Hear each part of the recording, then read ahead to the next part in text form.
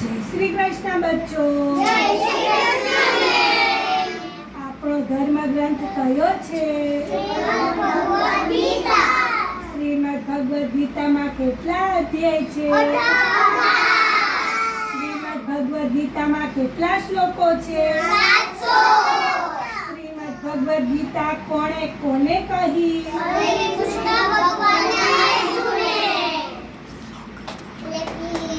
ચલો હવે આપણે શ્લોક બોલીએ. ઓકે.